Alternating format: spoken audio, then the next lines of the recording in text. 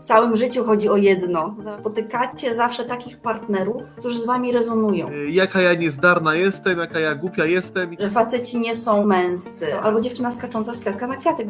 Jeżeli coś dajecie, to musicie też się nauczyć tego otrzymywać. On nie chce się angażować, on chce tylko na jedną nocną przygodę. W Indiach zgubiłam wszystkie swoje karty kredytowe. Nie miejcie żadnych autorytetów, nie słuchajcie guru. Ukobieconych mężczyzn i bardzo umężczone kobiety. On ją nie dba, on jej nie kocha, on się o nią nie stara i tak dalej. Dlatego warto uważać na to, co się mówi, a przede wszystkim to, co się czuje i przede wszystkim, co się czuje do siebie. Ja nie chcę tak robić, ale tak robię.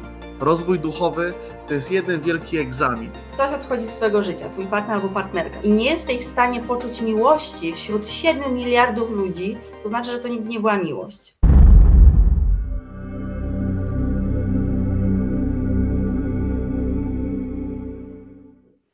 My czasami nawiązujemy do energii żeńskiej i energii męskiej, znaczy nawiązujemy słownie, bo ona cały czas istnieje.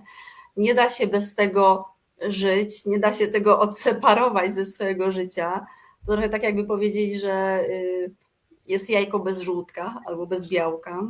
Jeżeli kojarzycie symbol yin-yang, to on ma dwie strony, czarną i białą, i bez tego nie ma równowagi we wszechświecie, więc w każdym z nas istnieje taka strona, powiedzmy, ciemna i taka strona jasna. Oczywiście to jest umownie tak nazwane, ale w sensie energii żeńskiej, energia żeńska i energia męska.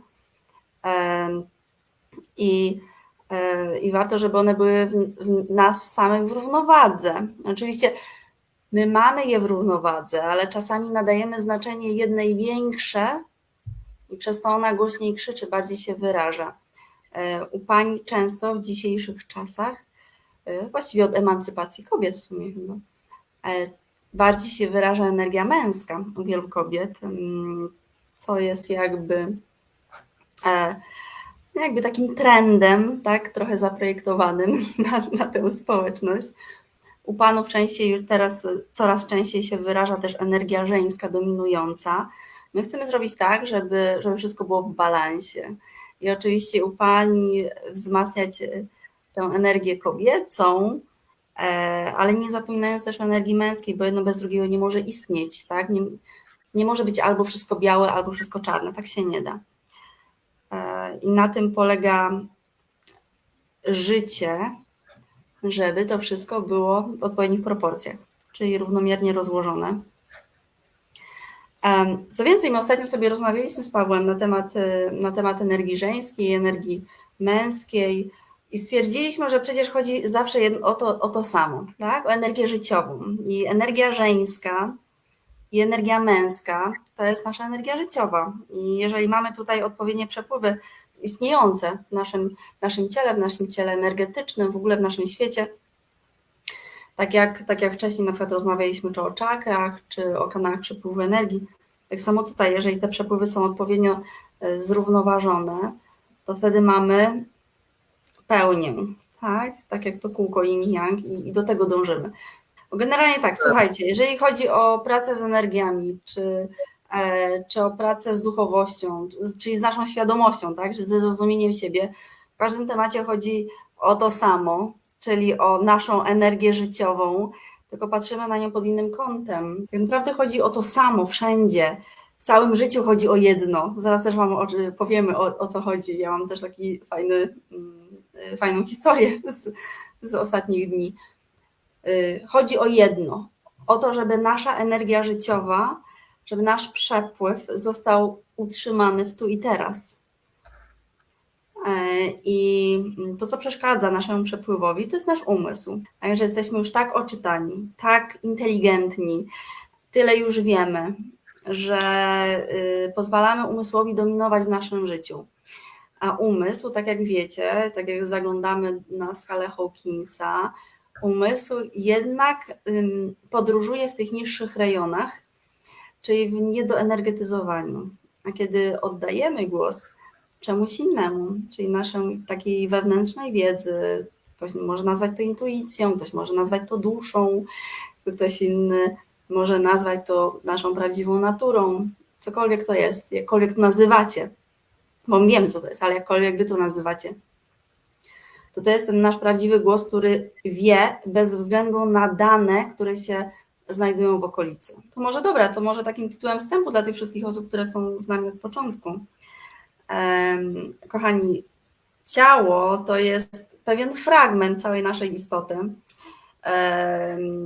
Umysł jest częścią tej widzialnej, powiedzmy, istoty, takiej, którą słyszymy, rozpoznajemy, ale poza tym wszystkim jesteśmy jeszcze w formie wibracyjnej, tak jak w fizyce kwantowej mówi się, że wszystko jest energią, tak?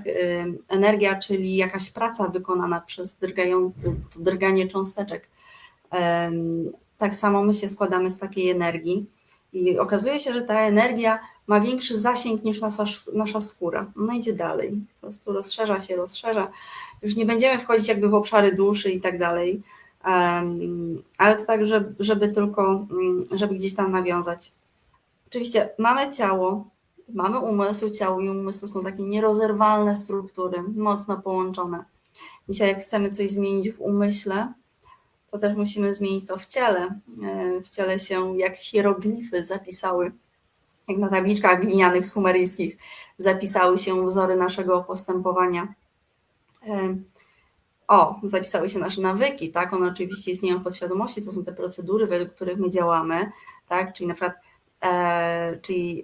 nawyk, albo inaczej przekonanie, które jest zapisane w podświadomości i tworzy nawyk.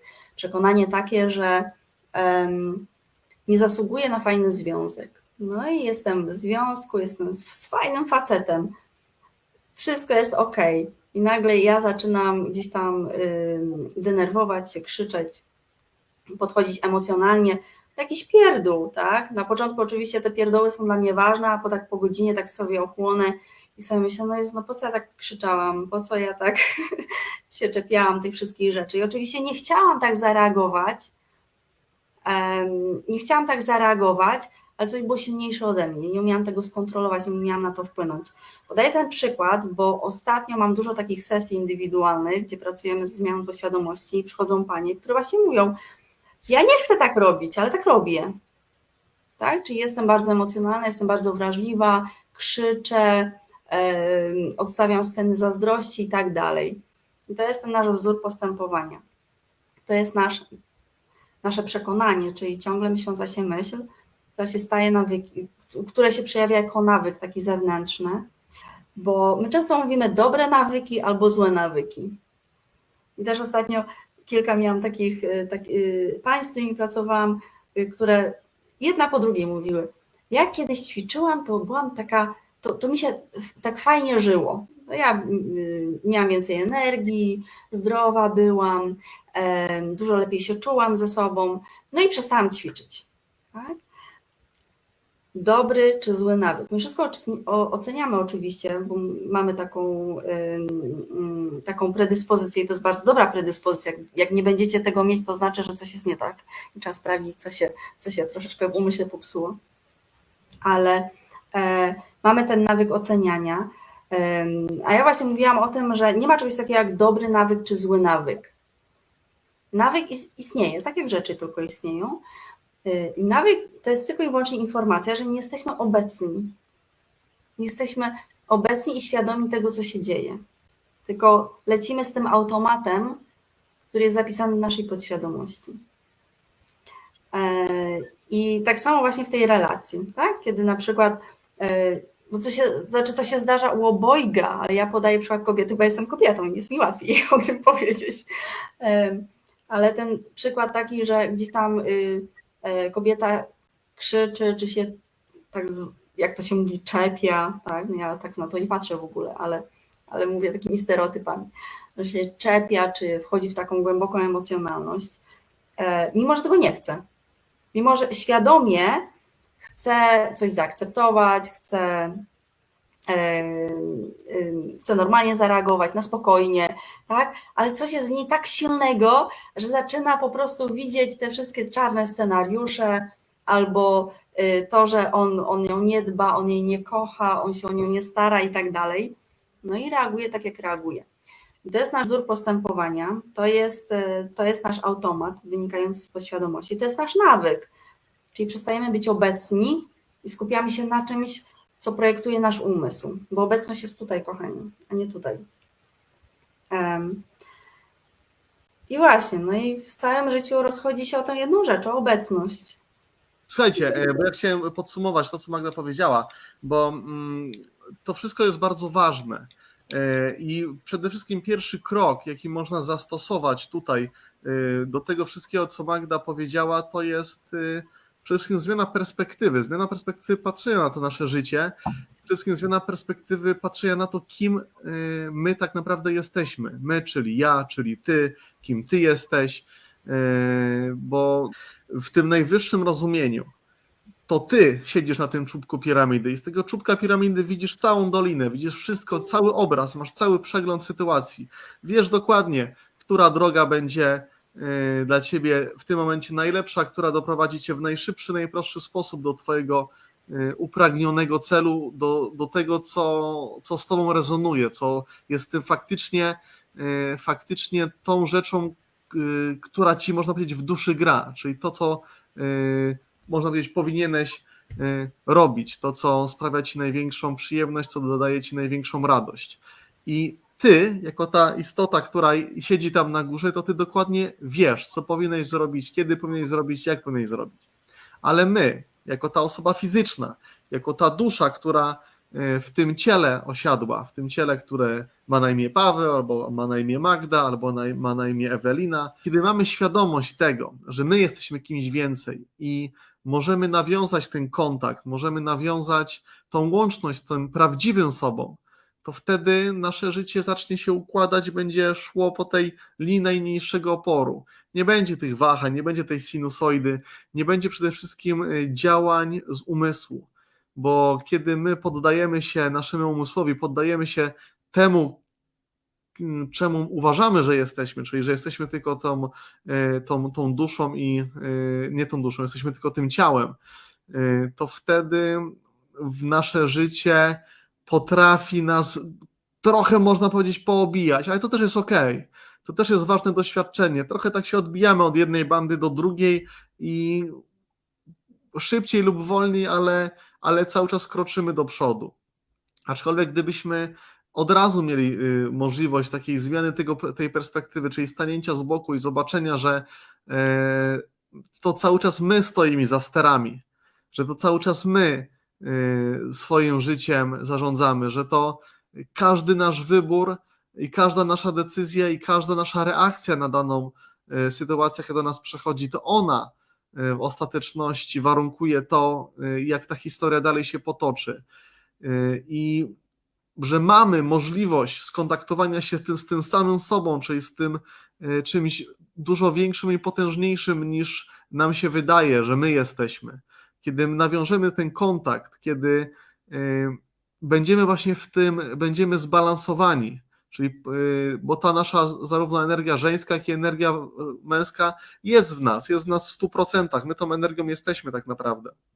I kiedy my zbalansujemy te dwie energie, wtedy ta nasza łączność będzie dużo silniejsza, dużo łatwiej nam będzie usłyszeć ten nasz głos intuicji, który jest ostatecznie tym głosem tego naszego właśnie wyższego ja.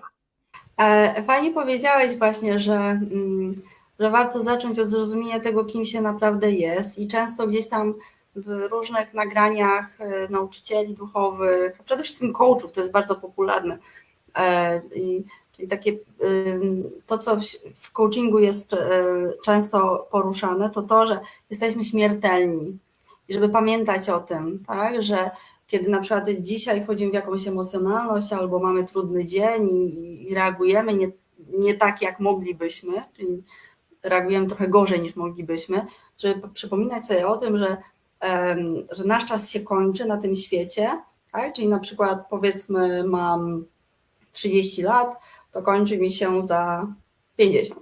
Tak, żebym pamiętała, czy chcę zmarnować kolejny dzień na takie bzdury. No i fajnie, to jest fajny koncept, ale musimy pamiętać, że to nie jest wszystko. Ciało takie fizyczne jest śmiertelne, ale w sensie energetycznym jesteśmy wieczni. Oczywiście gdzieś tam energetycznie ta świadomość nasza będzie inna niż jest teraz. Ta świadomość jest bezkresna, Tam nie ma takiego myślenia, jak my mamy. A ten umysł po prostu idzie sobie odpocząć już na wieczne odpoczywanie. Więc on już sobie nie kreuje żadnych historii, nie zastanawia się, nie przejmuje się niczym. Czasami jak gdzieś tam szukam filmu na Netflixie, żeby obejrzeć.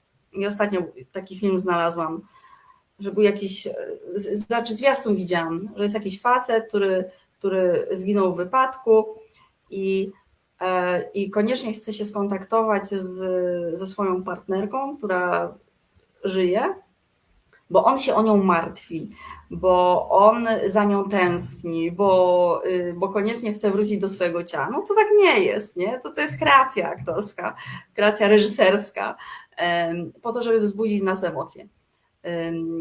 Ale wy w formie wibracji, znaczy my w formie wibracyjnej jesteśmy wszystkim, jesteśmy absolutną miłością. To jest ten stan, który trudno poczuć dzisiaj, będąc w ciele fizycznym, u wielu osób, bo część z was czuje, ale to jest ten stan właśnie, o którym piszą się wiersze, o którym śpiewają piosenki, o którym piszą książki, o którym ciągle opowiadają, do którego każdy dąży, a tak naprawdę nikt nie wie, co to jest,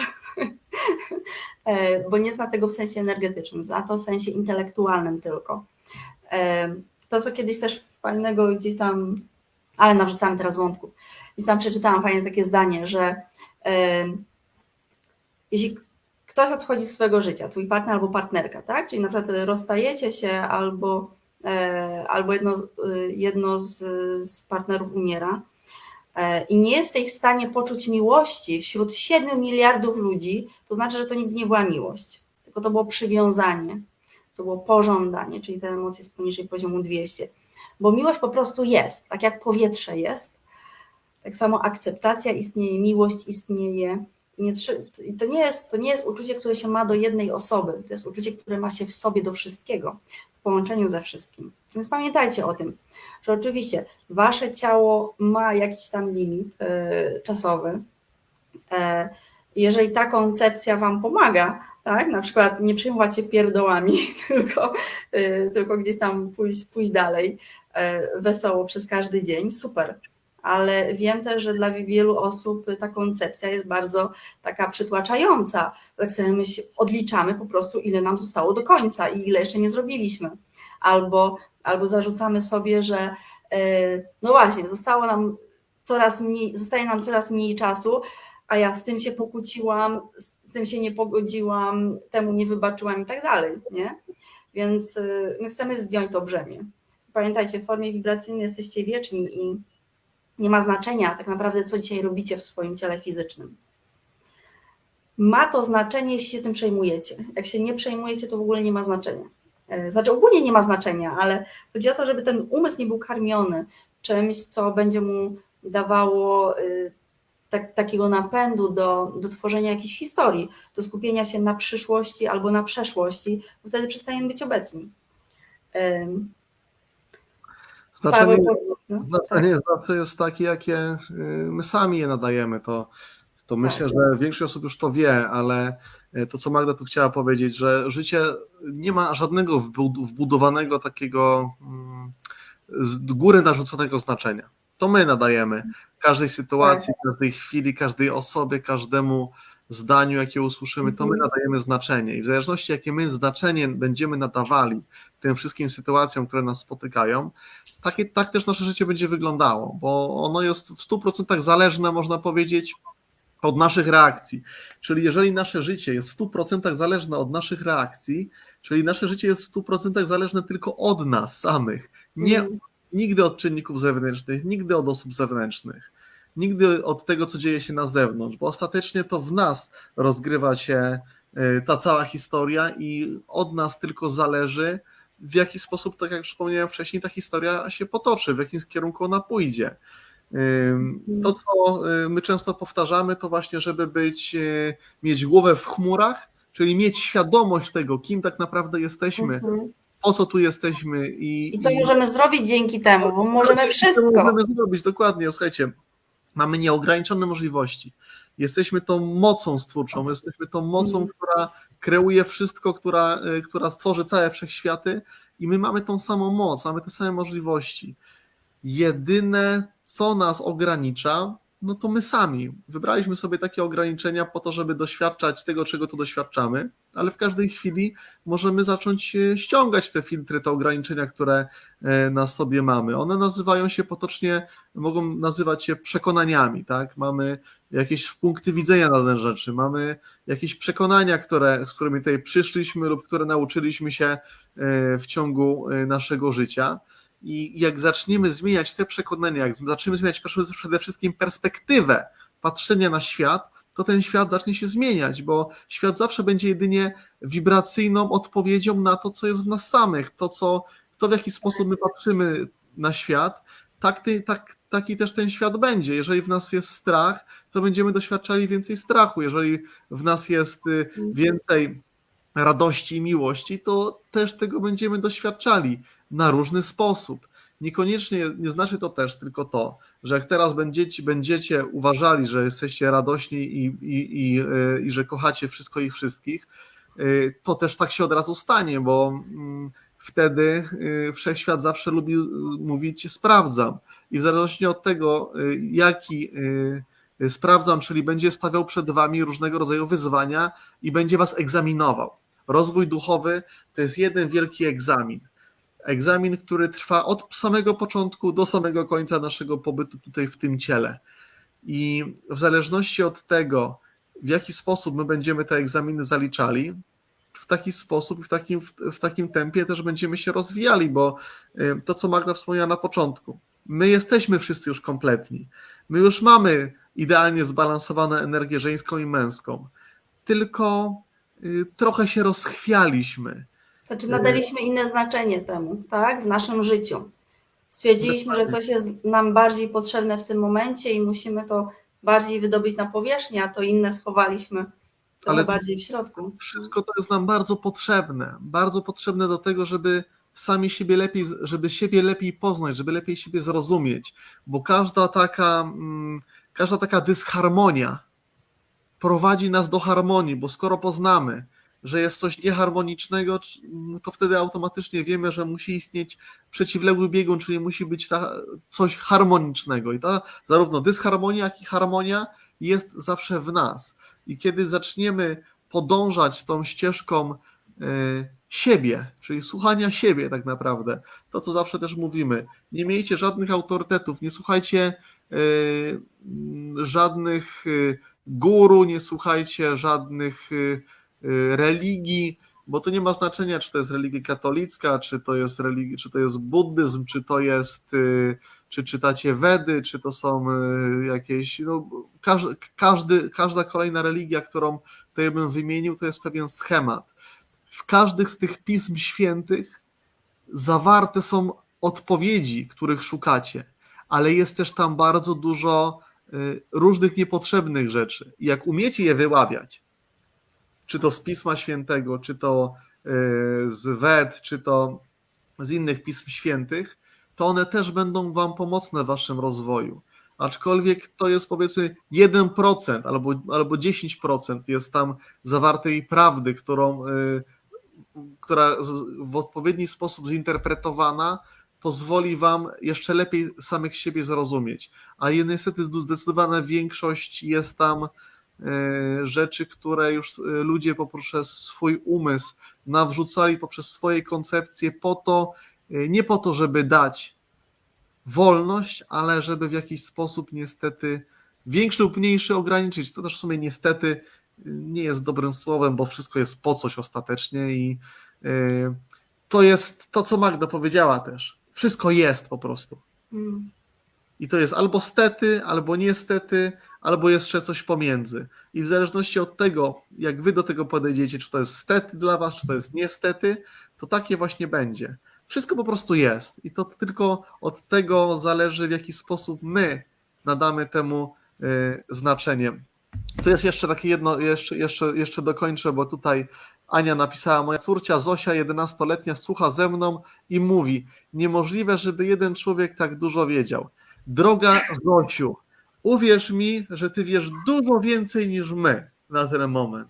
dużo więcej, bo ty jeszcze masz 11 lat, jeszcze nie przesiąkłaś tak tym wszystkim światem i nie daj, droga Zosiu, wmawiać sobie innym swoich racji. To mógłbym ci Ja powiem tak, poradzić. Zosia jeszcze nie rozmyśla, dlatego jest w dobrym miejscu. Mniej myśleć, więcej czuć, bo im więcej myślimy, myślenie zawsze jest z umysłu, tak jak sama nazwa wskazuje. Natomiast czucie jest z tej przestrzeni serca, z tej, z której jest nam najbliżej do tego naszego prawdziwego, wyższego ja. Dokładnie, słuchajcie, poziom serca, poziom odczuwania, poziom bycia, poziom obecności to jest ten czubek piramidy, gdzie bez jakby rozumienia, bez widzenia wszystkich danych, my naturalnie wiemy, w którą stronę pójść, co jest dla nas najlepsze, co przyniesie nam więcej korzyści. Kiedy staramy się rozmyślać, czyli analizujemy, łączymy kropki, wyciągamy wnioski, oczywiście to działa, tak? Każdy chce być inteligentny, dlaczego nie? Lewa półkula, rules, nie? Pomaga oczywiście, ale to jest naprawdę taki paznokieć tego, co można osiągnąć, kiedy pozwoli się temu umysłowi odpocząć, kiedy on już nie musi tyle myśleć, a bardziej kierujemy się tą tak zwaną swoją intuicją albo poczuciem czy byciem. Powiem Wam taki przykład. I pojechałyśmy z siostrą na rowery. Wypożyczyłyśmy rowery i sobie jeździłyśmy po Barcelonie. Dosłownie jedziecie z tematem. I sobie jedziemy. I słuchajcie, ostatnie minuty, kiedy kończy już nam się czas, jedziemy odwieźć rowery, już na koniec dnia. Ja przez ułamek sekundy nie byłam obecna. Tak jak zawsze gdzieś tam to jest, często, bo to jest moją praktyką, nie da się być cały czas obecnym, ale bardzo często jestem obecna i jestem skupiona na tu i teraz, to jest bardzo przyjemne. A w pewnym momencie stałam się bardzo rozkojarzona, ale bardzo. I kiedy wróciłam do siebie, patrzę, że jest czerwone światło na wielkim skrzyżowaniu. Przede mną zahamował jeden rower. Ja już nie zdążyłabym wyhamować, więc chciałam skręcić na drugi pas i okazało się, że ktoś jechał sprzeciwka, więc ja nie chciałam nikogo, że tak powiem, uderzyć, więc zahamowałam 2 hamulcami. No i wiecie, co się stało? Po prostu poleciałam do przodu. W życiu czegoś takiego nie miałam. I słuchajcie, podobno to było bardzo spektakularne, bo jakiś samochód się zatrzymał, siostra mi mówiła, że jakiś samochód się zatrzymał, żeby sprawdzić, czy ja żyję. Rowerzyści się zatrzymali. Pani, która była właśnie ta pierwsza, która przyjeżdżała, zatrzymała się, żeby mi pozbierać rzeczy. Rower był, po prostu wszystko było pozginane. Złamany zderzak, popsuty łańcuch, koszyk był po prostu zgnieciony. Rower był naprawdę po prostu w opłakanym stanie, a ja wstałam i mi się nic nie stało. I wszyscy tak do mnie, czy ci się nic stało? Ja mówię, że nic. I że to jest adrenalina, ale ja patrzę na siebie, jedyne co mi się tutaj stało, to takie coś. Stygmaty. Ja wstałam, a słuchajcie, a dookoła były jeszcze kawiarenki i tam ludzie po prostu wszyscy na mnie i stoją i obserwują mnie, czy ja żyję i czy coś się stało. I ja tak wstałam i pierwsze co tak myślę, to mówię, dziękuję. Kurde, ale wymyśliłam to, nie? Jak to sobie zorganizowałam. Nic się nie stało. Co więcej, pan w rowerowni nawet nic nie chciał za ten rower, żeby dopłacać. Nie było roweru już, to złą rower. Mówi, na złą to zanieść. Generalnie i moja siostra mówi tak, że ty to tak często masz takie sytuacje, że zdarza się coś nieprawdopodobnego, a ty wychodzisz bez szwanku. Mówię, właśnie o to chodzi. Kiedy jesteśmy obecni i świadomi, wszechświat robi wszystko na naszą korzyść. Wszechświat to jesteśmy my, tylko w tej formie wibracyjnej. Więc my sobie tak układamy, wszystko jest na naszą korzyść. Ja Wam nie powiem, ile razy zgubiłam swój dowód, paszport albo bilety lotnicze, jak byłam gdzieś w podróży. Ja kiedyś bardzo dużo podróżowałam, miałam taką pracę. To się zdarzało zawsze w takich momentach, kiedy swoim umysłem odbiegałam w najbardziej abstrakcyjne obszary mojego życia.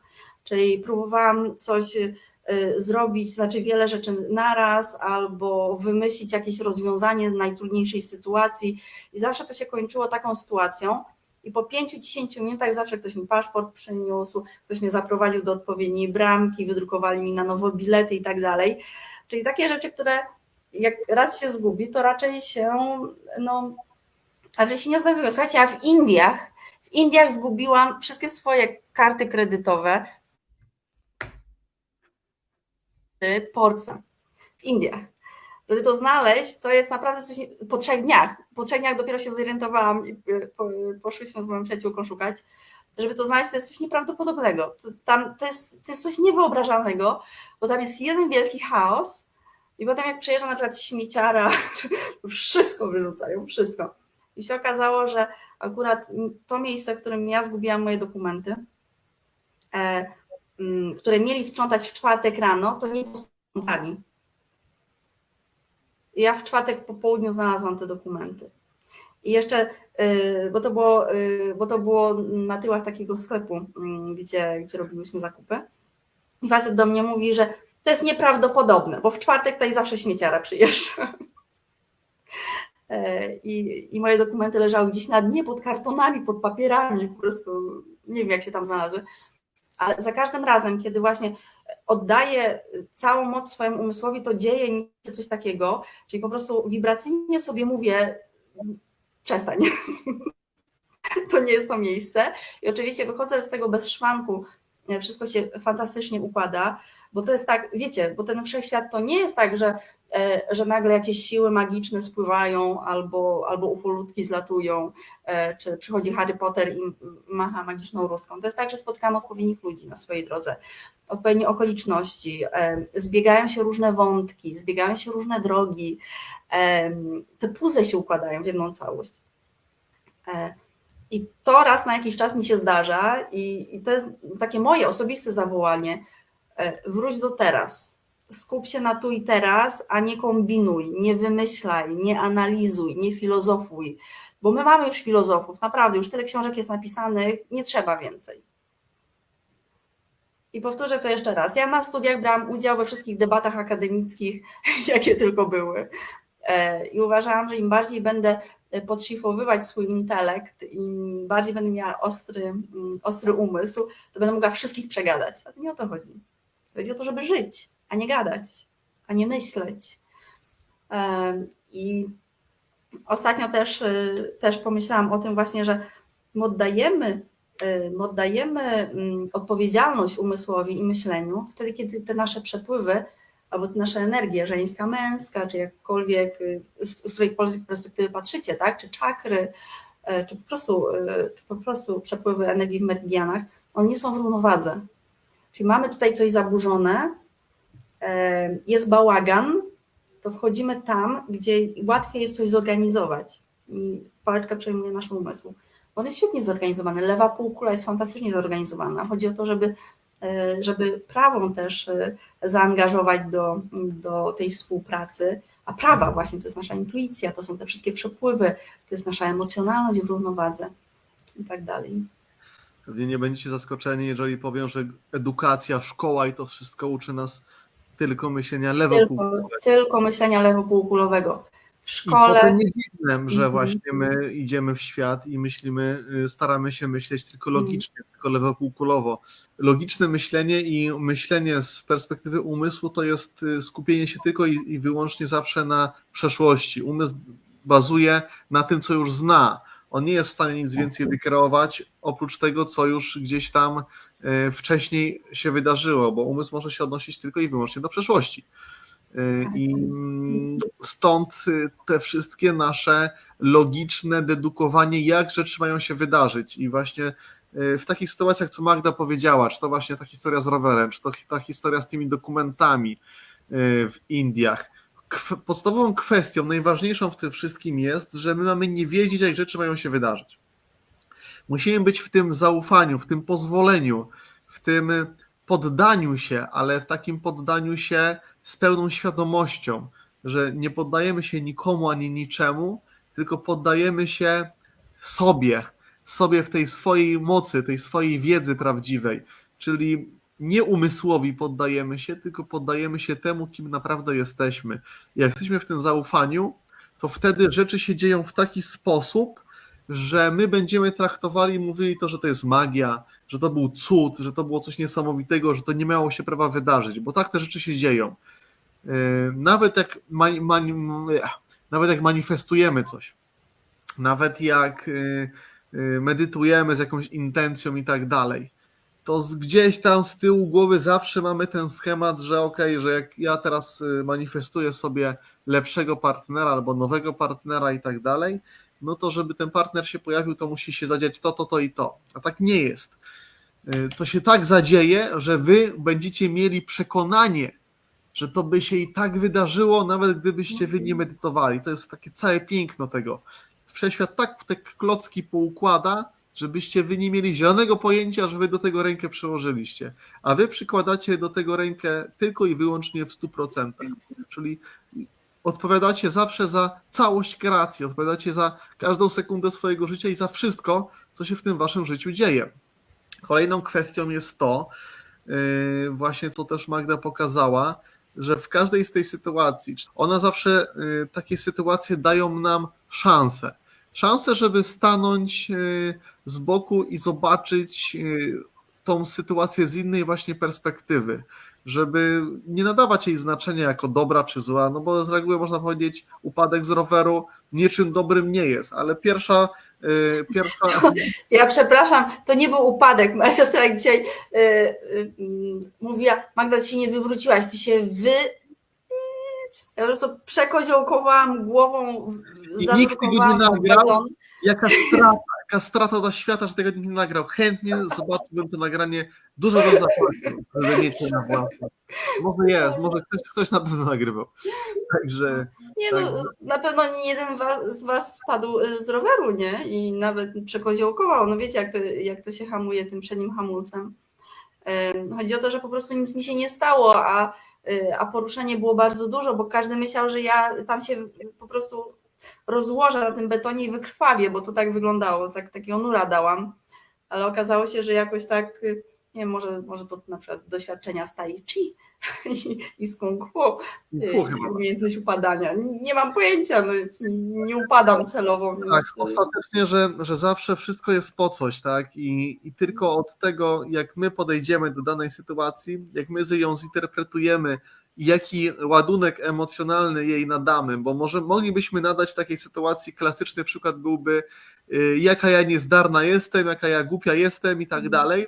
I w tym momencie, kiedy mówimy, jedno takie zdanie wystarczy powiedzieć, ja nie potrafię, ja nie umiem, nie nadaję się, jestem beznadziejny, i momentalnie zamyka nam się tutaj czakra serca.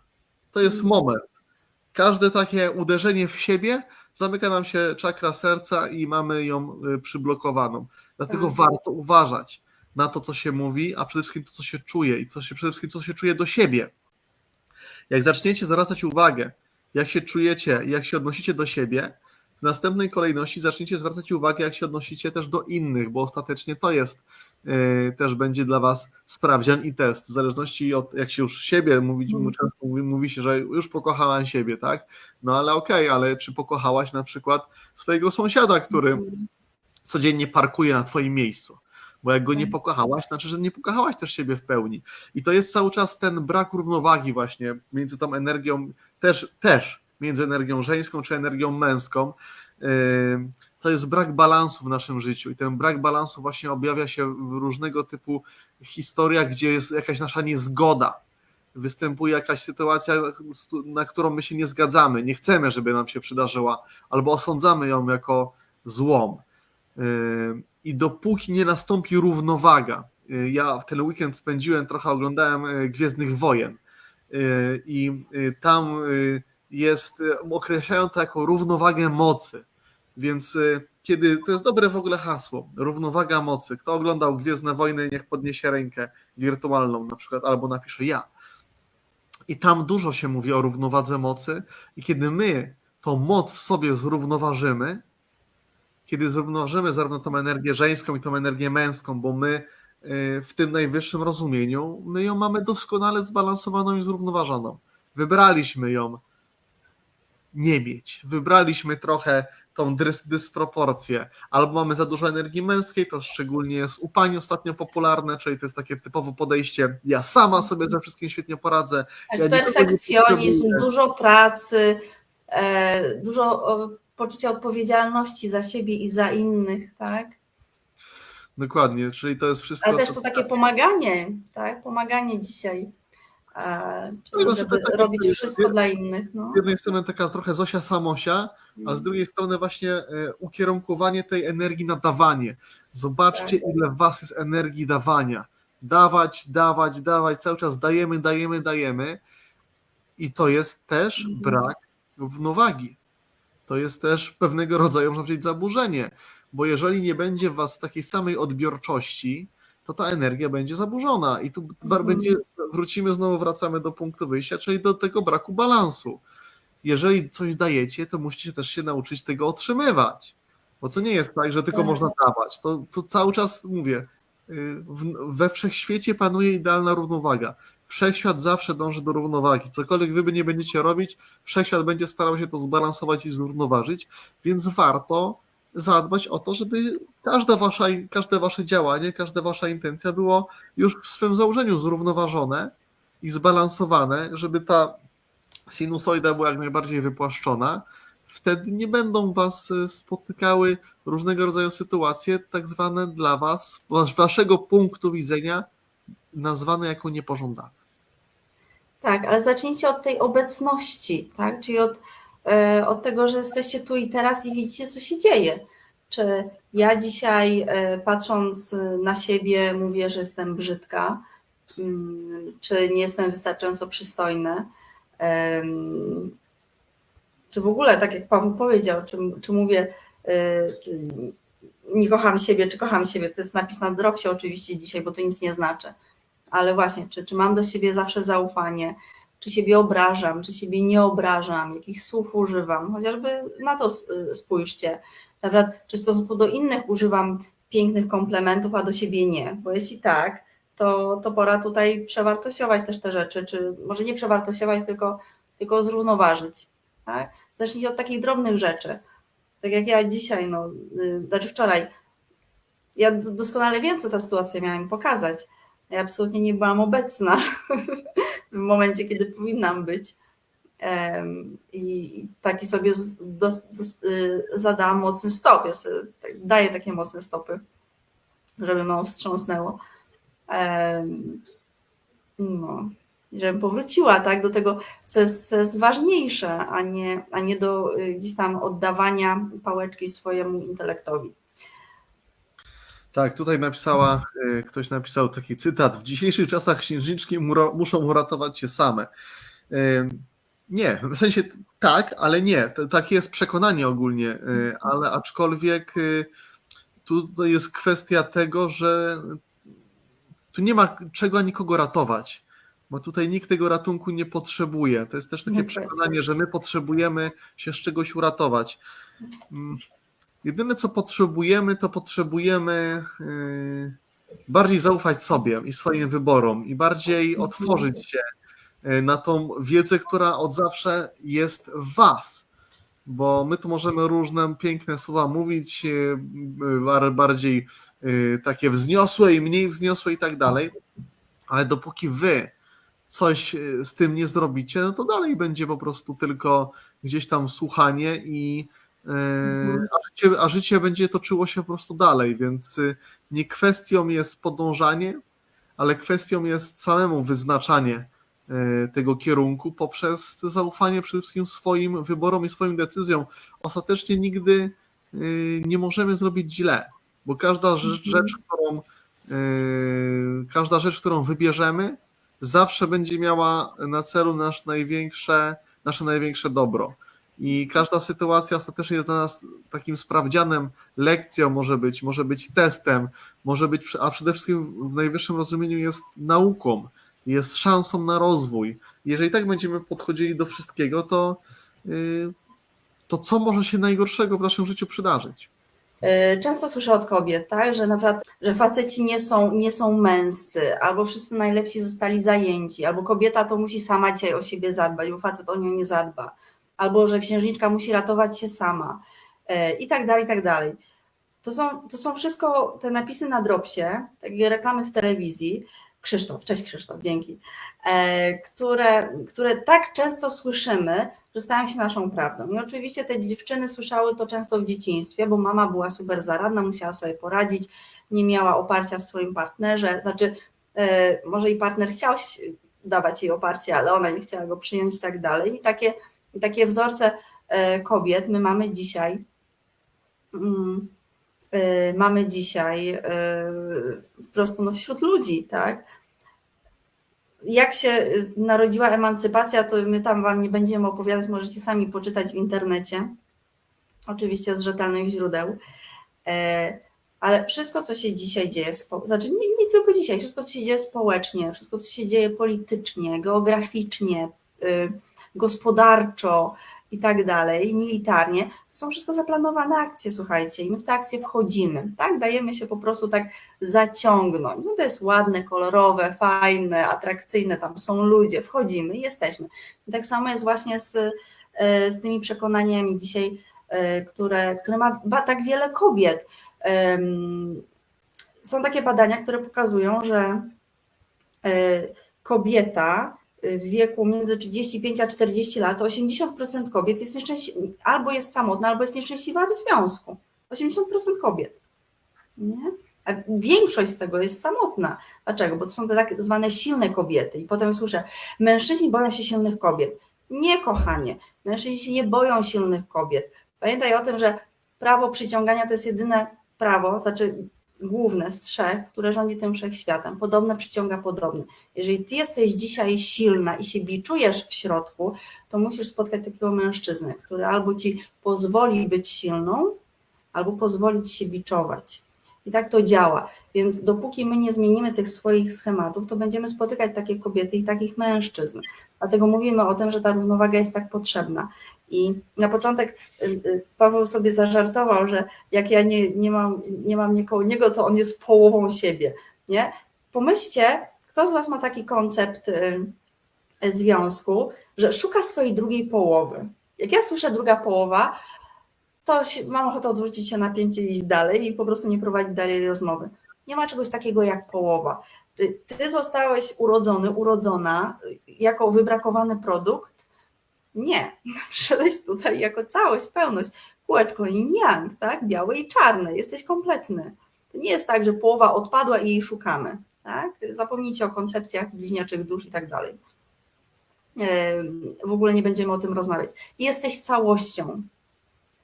Jesteś całością. I teraz twoją odpowiedzialnością, znaczy każdego z nas odpowiedzialnością jest doświadczyć tej swojej pełni, czyli doświadczyć tej akceptacji siebie, zaufania do siebie, tego, że się dobrze ze sobą czujemy, bez względu na to, jak wyglądamy, bez względu na to, jaki mamy charakter, bez względu na to, jak wygląda nasza emocjonalność, że akceptujemy to wszystko w sobie, lubimy siebie i po prostu żyje nam się lekko. A kiedy wiemy, że to akceptujemy? Kiedy o tym nie myślimy.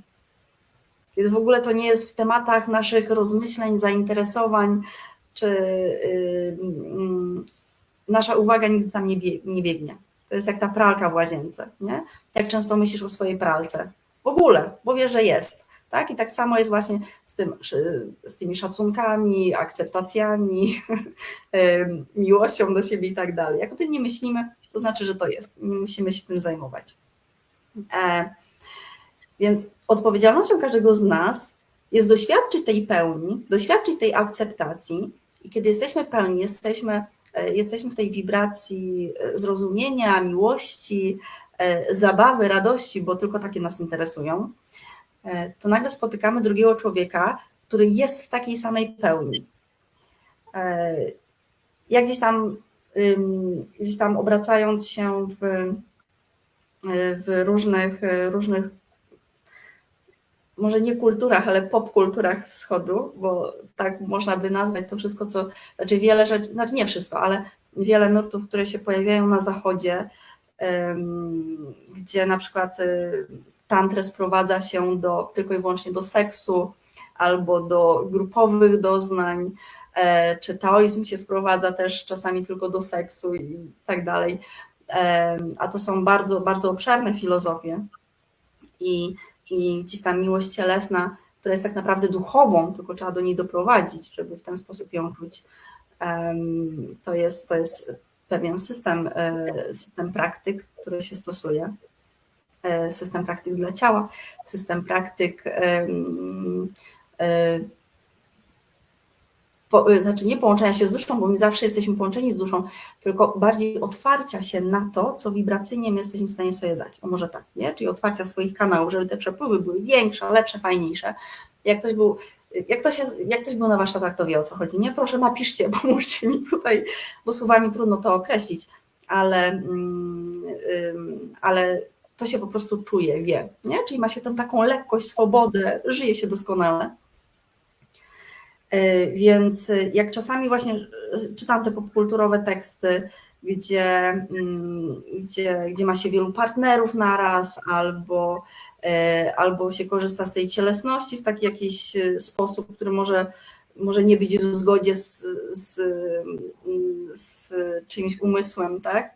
Bo słuchajcie, wszystko jest dobrze, dopóki jest w zgodzie z wami. Możecie robić, co chcecie.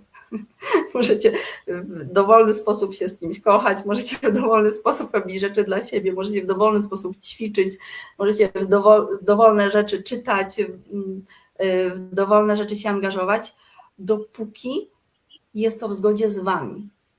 Macie 100% akceptacji tego, nie? Bo jeśli nie, to znaczy, że robicie sobie krzywdę. Więc wracając do tych popkulturowych rzeczy, właśnie często słyszę, że albo czasami widzę, tak, gdzie ci nauczyciele tantry na przykład mają wielu partnerów. Nie? Tak, ciekawe.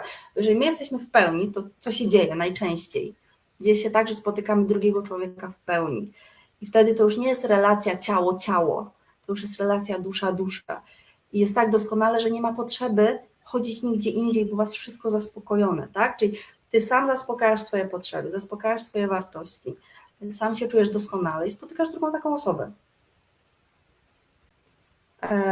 I nie potrzeba angażować w to wszystko jakby innych relacji. I oczywiście, co kto woli, słuchajcie, bo ja nie mówię, że nie można mieć wielu partnerów. Nie o to mi chodzi. Chodzi mi o to, że kiedy my jesteśmy w pełni, spotykamy taką samą osobę. Kiedy jesteśmy w wybrakowaniu, spotykamy taką samą osobę. I często te osoby, które są w wybrakowaniu, spotykają wielu partnerów na swojej drodze. Nie? To ten taki stereotyp mężczyzny, który ciągle zmienia dziewczyny jak rękawiczki. Nie mamy taki stereotyp. Na pewno każdy z nas spotkał takiego chłopaka. Nie? Każda dziewczyna poszła na randkę z takim chłopakiem kiedyś, który on nie chce się angażować, on chce tylko tam jedną nocną przygodę, prawda? Tak, bez wybrakowań. Ale spotyka teraz kobiety, które potrzebują być porzucone. Nie? Więc tutaj nie ma przypadków. Wszechświat doskonale łączy puzzle. Mamy puzzle tak wycięty i puzzle inaczej wycięty, żeby to wszystko idealnie do siebie pasowało. Więc pamiętajcie o tym, jak spotykacie kogoś, kto przychodzi do waszego życia albo odchodzi z waszego życia. To jest puzzle, który pasował na ten moment. O, Krzysztof napisał, albo dziewczyna skacząca z kwiatka na kwiatek. Dosłownie, tak, bo to dotyczy i kobiet, i mężczyzn, tylko takie stereotypowe gdzieś tam rozwiązania, nie? Które mi się przypominają, tutaj poruszam. Więc te same schematy mamy i u kobiet, i u mężczyzn. Tak samo zobaczycie na przykład bardzo, jak to powiedzieć, ukobieconych mężczyzn i bardzo umężczone kobiety, umężczyźnione kobiety. No, nie? I znajdziemy kobiety, które skaczą z kwiatka na kwiatek. To jest wołanie o pomoc, to jest wołanie o miłość, tak? To jest wołanie o akceptację. I tak samo znajdziemy mężczyzn, którzy skaczą z kwiatka na kwiatek i tak dalej, i tak dalej. Ale pamiętajcie, spotykacie zawsze takich partnerów, czy takich ludzi, którzy z wami rezonują. Czyli porównam znowu to do tego wieżowca. Jeżeli mieszkasz dzisiaj na 10. piętrze, a marzysz o facecie czy o kobiecie z 100. piętra, czyli z wibracji 100, znaczy może nie z wibracji powiedzmy 500, Jeżeli jesteśmy na poziomie, mieszkamy na piętrze 10, a my marzymy o kimś, kto jest kompletny, pełny, kocha, akceptuje, jest radosny, na przykład poziom 500, nie spotkasz go będąc na poziomie 10. Najpierw sam wejdź na poziom 500 i wtedy to się automatycznie dzieje. Po prostu puzzle się automatycznie łączą. To nie jest tak, że nie mogę spotkać facetów, wszyscy faceci są zajęci. Tak? Ja też miałam taki okres w swoim życiu. Wszyscy fajni faceci są zajęci. Nie, to ja się nie czułam fajna. To ja nie uważałam, że jestem fajna. To ja nie uważałam, że zasługuję na kogoś wartościowego. Kiedy przerobiłam to w sobie, kiedy poczułam się doskonale sama ze sobą, tak? Czyli mam białe i czarne, yin-yang. Nagle pojawia się po prostu nie wiem, no z podziemi wyrasta ktoś podobny. I tak się właśnie dzieje. Wcześniej nie spotykałam fajnych, bo widziałam samych głupich, bo czułam się głupia. Tak? Kiedy poczułam się fajna, to spotykam jednego fajnego. Po prostu. Naturalnie. Więc dlatego tak wspomniałam o tych takich popkulturowych wschodnich nurtach, które się pojawiają w Europie czy na Zachodzie, gdzie stosuje się różne techniki w oderwaniu od całej filozofii, która jest bardzo, bardzo obszerna. Nie? Więc też pamiętajcie o tym, żeby gdzieś tam, nie musicie za wszystkimi teoriami, za wszystkimi nurtami biegać. Idźcie tam, gdzie czujecie lekkość, idźcie tam, gdzie czujecie, że to jest w zgodzie z wami. To jest najważniejszy kierunek. Być w zgodzie ze sobą. Jak jesteście w zgodzie ze sobą, to wtedy wywala was z roweru. Nie? Znaczy przedni hamulec, stop i rozbita głowa na betonie. Tutaj Wojtek pisze, że jest wolny, także dziewczyny wiecie, gdzie kierować swoje tutaj zapytania. Ale to zawsze to powtarzam, ja zawsze chciałam być matchmakerem, także piszcie, naprawdę, a nuż się ktoś komuś tutaj spodoba, to będzie cudownie. Słuchajcie, poza tym chciałam wam powiedzieć, jesteście grupą świadomych ludzi, nie? No to gdzie szukać innych świadomych ludzi? Gdzie będzie lepiej, Ale to tutaj, zapraszamy. Jest bardzo ważne, że kiedy będziemy sami w braku, to znajdziemy partnera, takiego, który będzie nam się wydawało, że nam ten brak zrekompensuje. I on go zrekompensuje na początku. On będzie tym puzzlem, który wejdzie w tą naszą dziurę. On zmeczuje się z nami. Ale to będzie tylko do czasu, bo kiedy zobaczymy jednak, że ten puzzle jednak to nie jest taki, jak my sobie wyobrażaliśmy. I że to jednak to, co my oczekujemy od tego partnera, my oczekujemy, że ten partner nas uzupełni, a nie jest zadaniem partnera nas uzupełniać. Każdego z zadaniem jest uzupełnić samego siebie, żeby nie miał tych braków, żeby nie był w poczuciu braku, żeby miał świadomość tego, kim naprawdę jest, że jest istotą kompletną, że jest istotą doskonałą i nie potrzebuje nikogo ani niczego, kogo albo kto będzie ją uzupełniał w ten sposób. Więc na tym poziomie tworzy się dużo konfliktów i dużo niezrozumienia i stąd nasze związki wyglądają tak, jak wyglądają. I kiedy my, jako pierwsi, nie zaczniemy, bo to jest praca dla obojga partnerów, kiedy nie zaczniemy sami dbać o tą swoją energetykę, jeżeli sami nie zadbamy o siebie, o swoje nastawienie, o swoje podejście do życia, o swoją perspektywę, o wszystko to, z czego się składa to nasze życie, czyli od tych naszych reakcji, jak nie będzie w nas przede wszystkim świadomości tego, kim jesteśmy, jak nie zmieni się nasza perspektywa patrzenia na rzeczy, no to będzie w naszym życiu tak, jak będzie.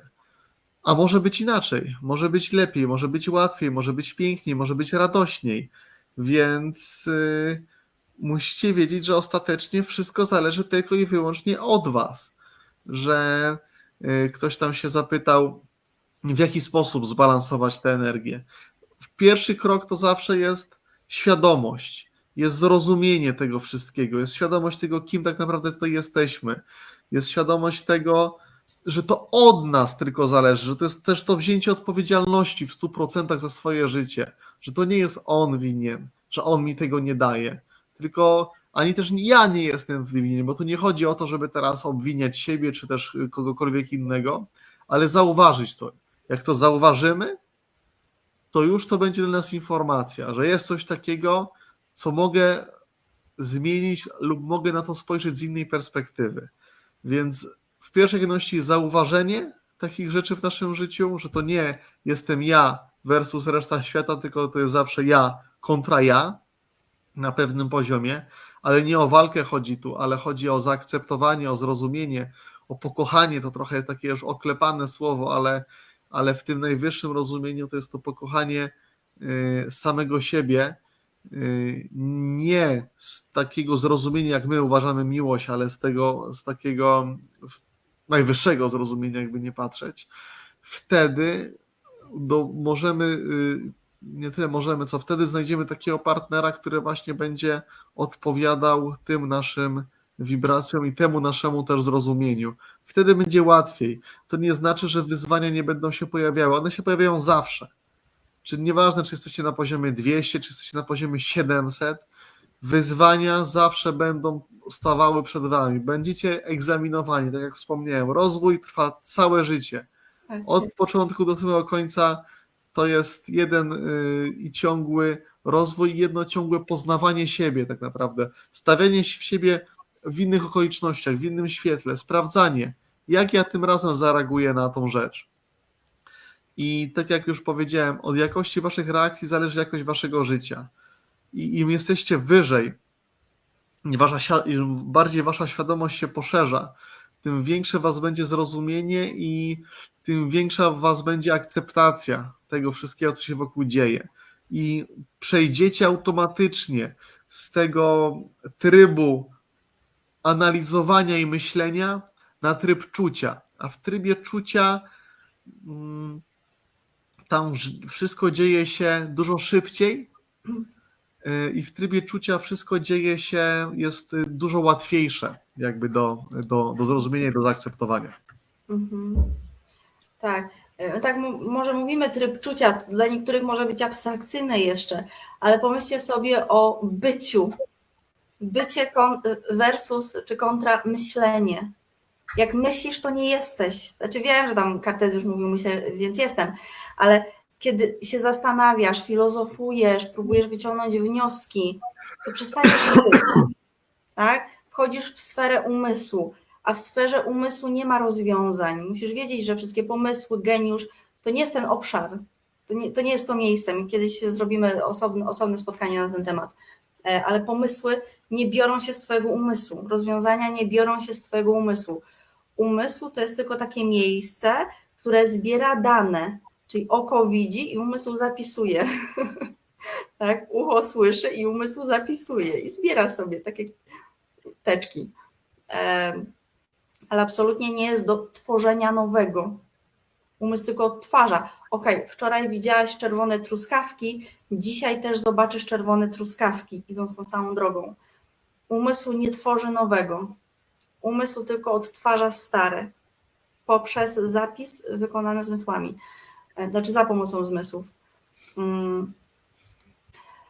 Ale tutaj chciałam się jeszcze odnieść do kilku komentarzy tutaj. Czy wypięty puzzle może wrócić na miejsce? Rozumiem, że chodzi o to, że jak ktoś odszedł, tak, to czy może do nas wrócić? Może się wszystko wydarzyć, ale to nie jest naszą rolą to wiedzieć. Tak? Bo kiedy my będziemy wchodzić w sferę jakichś tam manifestacji, przywoływania tego partnera i tak dalej, można to zrobić, ale po co? Odcinamy sobie parę fajnych przepływów energetycznych i nawet jeżeli wymanifestujemy, nawet jeżeli ten partner wróci, czyli na siłę to wytworzymy, to nie ma tutaj gwarancji, że to będzie wspaniały związek, nie ma tutaj gwarancji, że to będzie na długo, na zawsze i tak dalej. Bardzo często te związki się rozpadają, to dosyć szybko i jeszcze burzliwiej przechodzą. Ale mamy tutaj kilka osób, które powróciły do swoich związków, czy tam ci partnerzy wrócili, ale one absolutnie się na tym nie skupiały, bo nie tędy droga. Tak? To nie było poprzez chcenie, to nie było poprzez manifestację taką celową, to nie było przez jakieś czary, magię, wróżki i tak dalej. To nie to, to nie jest tędy droga. Najłatwiej odzyskać partnera swojego byłego poprzez odpuszczenie i poprzez odpuszczenie. Nie chcąc go więcej. Dokładnie. Nie chcąc go więcej. I to nie jest manipulacja, tak? Słuchajcie, ja naprawdę wiele rzeczy w internecie przeczytałam, przekopałam kopalnie internetowe. Ja znam te wszystkie programy. Jak sprawić, żeby on wrócił? Co dziewczyna musi zrobić na pierwszych 3 randkach, żeby on był znowu z nią i tak dalej, i tak dalej. Ja to wszystko przeczytałam, ja to wszystko przerobiłam i słuchałam. Manipulacja to jest kłamstwo, zawsze ma krótkie nogi. Znaczy takie zachowania to jest uczenie się takich rzeczy, co zrobić, żeby ona się zachowała w odpowiedni sposób, co zrobić, żeby jego sprowokować w odpowiedni sposób. To jest kłamstwo, a już wam mówię dlaczego, bo nie jest w zgodzie z waszą naturą. nie jest w zgodzie z waszym przekonaniem, bo jeżeli wasza rzeczywistość to jest hologram, który jest zbudowany z poziomu podświadomości, czyli to, co jest zapisane w waszej podświadomości, to widzicie na zewnątrz. Jeżeli wasza podświadomość wykreowała konflikt w związku, to teraz ty próbujesz się nauczyć zachować tak, żeby ten konflikt się odwrócił. Czyli robisz wbrew swoim przekonaniom. Czyli to jest kłamstwo dla ciebie. Kłamstwo ma zawsze krótkie nogi, zawsze się poślizgniesz, zawsze coś wyjdzie przeciwko tobie. Więc w ogóle nie ma sensu robić takich programów. Ja sobie zrobiłam kiedyś takie 2, dawno temu. Jak je zrobiłam, to stwierdziłam, ale bullshit, nie? Bo to nie jesteś ty. Bo gdybyś umiał to zrobić, gdyby to było twoją prawdziwą naturą, to by się to zadziało. A skoro próbujesz teraz kogoś sprowokować, to znaczy, że to nie jest twoja prawdziwa natura. Jeśli robisz coś ze swoją prawdziwą naturą, czyli robisz coś z lekkością, z łatwością, z przyjemnością, to wtedy wszechświat ci sprzyja. To wtedy paszporty się znajdują. To wtedy spadasz z roweru, właściwie przekoziołkowujesz po asfalcie i nic ci się nie dzieje, poza drobnym zdarciem na skórkę. Wtedy się rzeczy dzieją na twoją korzyść. I oczywiście do końca życia będą takie upadki z rowerów, będą rozstania jakieś, niekoniecznie w związku takim romantycznym, ale jakieś, ktoś będzie odchodził z twojego życia, ktoś będzie przychodził. Zawsze będą działy się takie rzeczy, czasami smutne, ale wszystko zawsze działa na twoją korzyść. Gdzieś tam jeszcze padło pytanie, czy można, jak jesteśmy na przykład na poziomie 500, to czy można zejść na poziom 20. Jak jesteś na poziomie 500, to nie chcesz schodzić, jakby nie ma w ogóle nawet potrzeby. Możesz robić wszystko. No, można. Możesz tylko, robić wszystko, ale jak ktoś lubi, ale raczej się tego nie robi, bo Znaczy to, tak. co mieliśmy tam przeżyć na poziomie 20, to już przeżyliśmy, a na poziomie 500 też są fajne, ciekawe doświadczenia i na poziomach wyższych też, to cały czas, to się nie zmienia, Im większa twoja świadomość... Innego rodzaju doświadczenia po prostu są. Im Też większa twoja potrzebne i świadomość... Przepraszam. Śmiało. Weszłam ci w głowę, ale chyba mamy jakiś lag, bo myślałam, że już skończyłeś.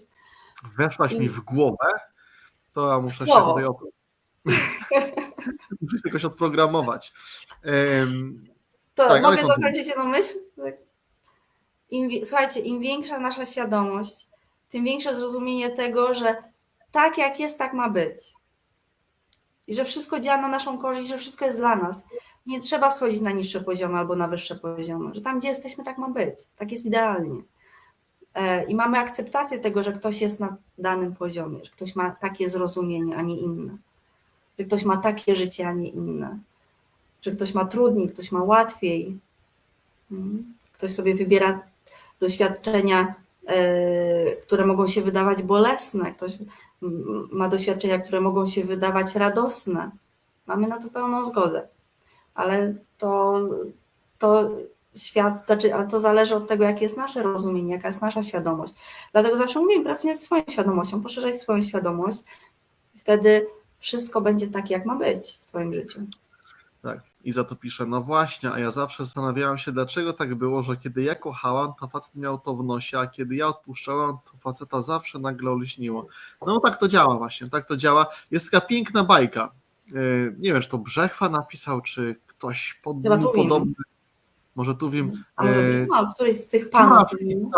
Żuraw i Czapla. Przeczytajcie sobie historię Żurawia i Czapli. To jest historia, która właśnie pokazuje, jak te nasze relacje damsko-męskie działają i one działają od wieków, jest tak samo. Tu się nic nie zmieniło na tym polu.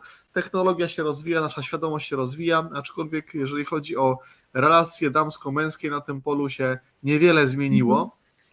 Tak, ale kochani, bo oczywiście ta bajka Żuraw i Czapla, ona ma bardzo dużo mądrości w sobie i pokazuje, że jak odpuszczamy, to wtedy do nas wszystko przychodzi.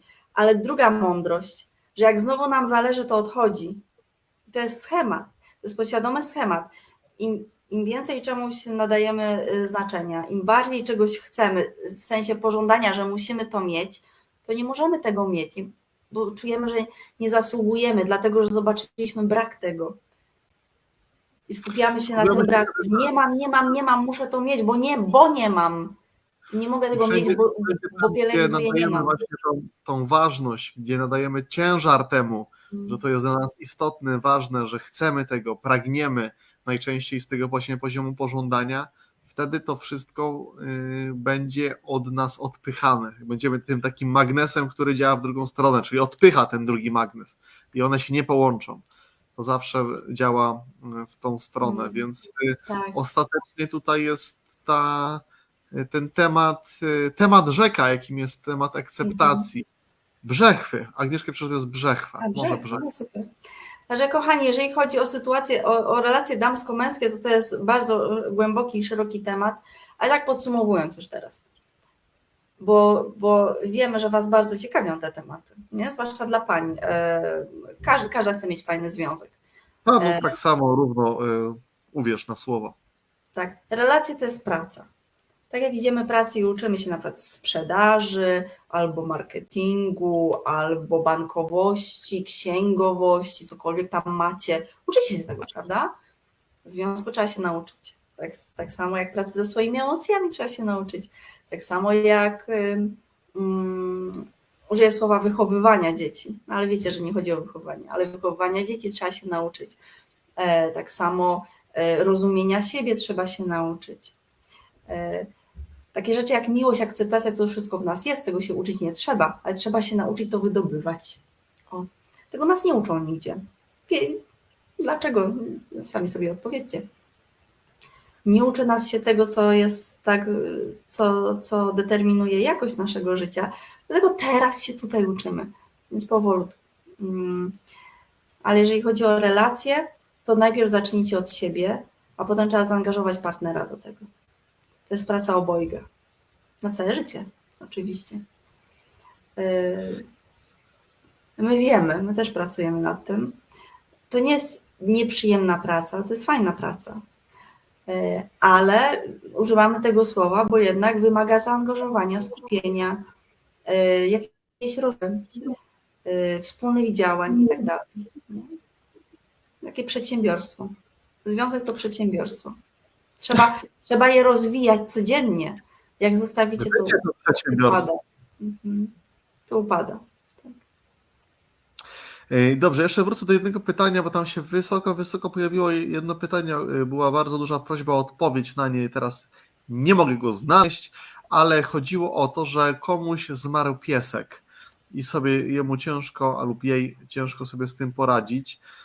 Na jakąś tam chorobę odszedł ten piesek. Słuchaj, pieski i inne rodzaju zwierzątka, one tutaj są dla nas. One też swoją rolę tutaj odgrywają i najczęściej ja bym potraktował jako asystentów. Te pieski, ogólnie pieski, kotki tak samo, ogólnie zwierzątka wybierają sobie was, wybierają sobie nas. To nie jest tak, że to jest przypadkowy wybór. Każdy piesek sobie ciebie wybiera po to, aby tobie pomóc. Więc twój piesek też tobie pomógł. W jaki sposób? Tylko ty będziesz tak naprawdę ostatecznie to wiedziała. Często zwierzątka lubią sobie brać też na siebie nasze choroby. Ściągają z nas po prostu. Taka jest ich rola. Tutaj nie ma co nikogo winić za to, ale często pieski biorą na siebie różnego rodzaju emocje, których my nie potrafimy rozładować. To te zwierzątka są po to, żeby one się w taki sposób nami opiekują. Biorą wszystko na siebie. Więc to, co możesz zrobić, to podziękować temu twojemu pieskowi, że był najlepszym twoim asystentem, jakiego sobie mogłaś wybrać. Taka była jego rola. Swoje zadanie spełnił i po prostu przyszła na niego pora, jak to się mówi. Taki był też jego wybór tej istoty. Więc z szacunkiem, z radością, ze zrozumieniem, jak będziemy do tego typu rzeczy tak podchodzili, to będzie po prostu nam łatwiej, bez żalu, bez lęku, bez zastanawiania się, co by było, gdyby, bo jest jak jest. I pamiętajcie ostatecznie, że od jakości waszych reakcji zależy jakość waszego życia, ale też w sumie taka literówka mi się wydała, ale też jest prawda, od jakości waszych relacji zależy jakość waszego życia. Tak, i słuchajcie, i myślę, że każdy to wie, tak? Jak ktoś nie jest w związku, to sam widzi, jak myślenie o tym związku, myślenie o partnerze, myślenie o tym, żeby kogoś znaleźć do swojego życia, jak to odbija się na jego życiu i emocjonalności.